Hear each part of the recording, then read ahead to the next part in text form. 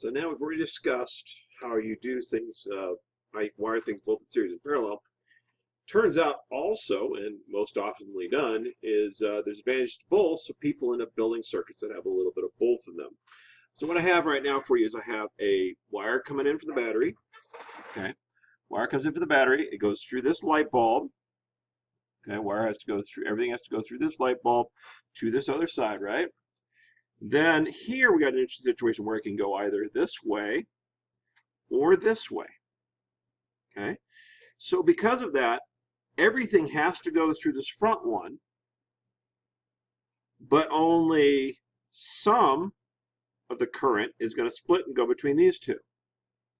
So what's the effect? Well, the effect is a couple things. First of all, the effect is that what we can do is we can, if I turn on a switch, I got a switch over here. Switch, you can't see the switch. Okay, switch, there. Okay, so if I turn on the switch, lights come on. Oops, these are not set up right. Hold on, hold on. Okay, so now I got more current going through this one, so it's brighter, even though it's in series, right, which is unusual. But then these two are in parallel, right? And because they're in parallel, they get the same amount because they happen to be the same resistance, right? Now, what is the same about these two situations back here is some of the current's going through this way, some of the current going this way. Because they're equal in value, I can theoretically measure the voltage across them. So I have a voltmeter here. Let's hope it works like I planned it to. Okay, so I got a voltmeter here in the foreground. See if you can see it well enough. Sort of see it. Not real great, but whatever. You can get an idea for what it was. So if I attach on both sides of this light bulb, okay, what I get is, I touched it the wrong way. That's why it doesn't go the right way. So I get a small amount of voltage. If I do the same thing here, I get the same number. But if I do it across here, oh, I went backwards again. Okay, here we go. I get a much larger amount. So it has to use more volts to run that same current through the same resistance, right? It has to run a bigger current because it's going to run twice as much current through here as it goes to these two. So the voltage drop across here has to be bigger because the voltage drop across here must be bigger than the voltage drops across here. These guys use the same voltage because if I'm an electron and I come out of this wire and I go through this light bulb to the other side, as I'm coming around, I can use some of my voltage here and some of my voltage here, like a series circuit, okay, to get to the other side of the battery. But if I go through this one or this one, it's the same thing, right? So these two have to have the same voltage drop because they're going to use the remaining voltage, whatever's left over from burning most of the voltage here, okay? So in short, what happens is we have a situation where we have to use both the rules from a series and the rules from a parallel. In parallel, the voltage drop is going to be the same for everything that's in parallel.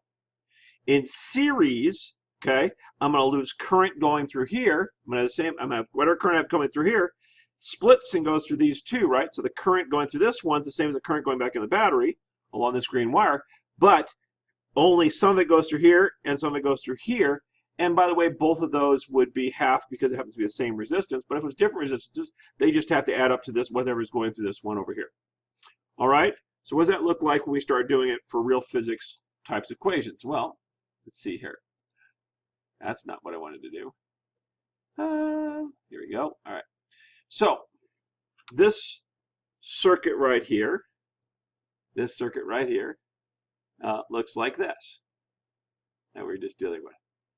And let's say for purposes of argument, we had a resistor this way, and then we had two that were like this, and parallel. And to make my life better, I'm going to say these are all 3 ohms. That's not what they are, but why has to do with reality. Okay, this is a 6-volt battery. Okay, so how do I deal with this? Well, here's how you deal with this. You realize that you've got a voltage drop across here, 2 volts. So I have to figure out what the total resistance of this thing is. So what I'm going to do, my resistance total is equal to, now how do I do this? Well, every electron that goes through this resistor has to go through either this one or this one. So these two are in parallel, and I can treat them as one big resistor. So what I do is I go right here and I go, what would one big resistor like this be? Well, that's a parallel system, right? So I'm going to go 1/3 plus 1 over 3. And therefore, my 1 over resistance total is going to be equal to 2 over 3, or my resistance total for that backside is going to be 1.5 ohms. Agreed?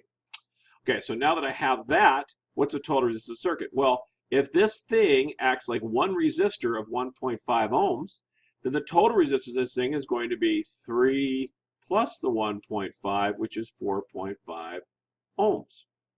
Agreed? All right. So now that I have that, I can go, aha, so what current is coming out of the battery? In other words, how much current is coming out of the battery? Question mark. Well, I come over here and I go, well, resistance total plus times current total is equal to my voltage total.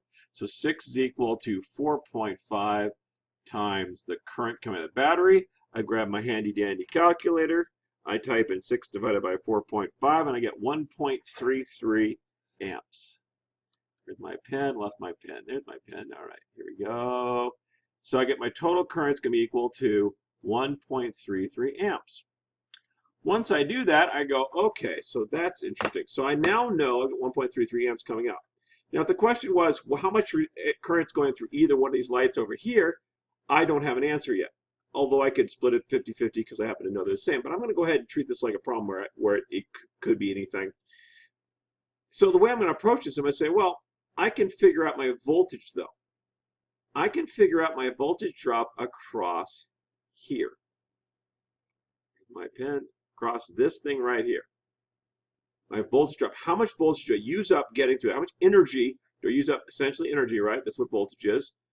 So voltage equals 1.33. That's V equals IR, right? So here's my I.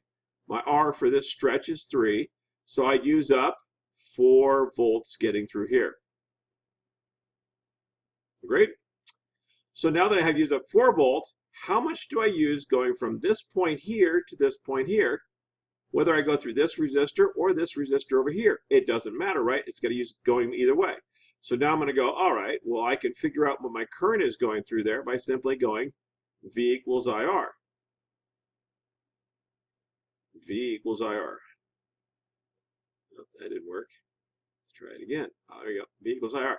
And so voltage is, I'm going to lose 2 going through that parallel system. I'm going through a 3 ohm resistor. So I get that my current is going to be equal to 2 divided by 3, or 0.667 amps. Okay?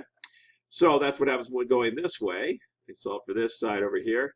And it turns out because they happen to be the same, I'm going to go V equals IR on this side. I'm going to go 2 equals I times 3, and I get the exact same thing. Now, last but not least, what happened here? I use up, now I'm going to make sure everything makes sense. I use up 4 volts going through here. I use up 2 volts going through here. There's no other place to lose voltage, so I'm good to go. I start with 6 volts. I used up 6 volts. Current, I have coming out of the battery, I have 1.33 amps. I have 1.33 amps going through here. That makes sense. All of it has to go through there. When I get to here, it splits. Part of it becomes 0.667 amps, 0.667 amps here. Those two, because the current's flowing this way, those two have to add up to 1.33. And look what they do. They add up to 1.33 amps. Coming out the back side, they get back together again, and so I ended up with 1.33 amps going back in the battery, which is what I need to go back in the battery. So what I have going in has to be what I have going out. Okay? So pick up the assignment. I believe it's 9-9. And then what I want you to do is I want you to try problem number 1. Our strategy in this case was do resistance total. Okay? Then what you were supposed to do is you were supposed to figure out how much current's coming out of the battery, figure out the voltage drops across everything that's in series. Okay? Figure out the voltage drop across everything that's in series, and then use your voltage drops to figure out what my voltage drop is across the 2 resistors, okay, independently. All right? All right, have that, try that, and we will take a look-see in a moment. Here we go.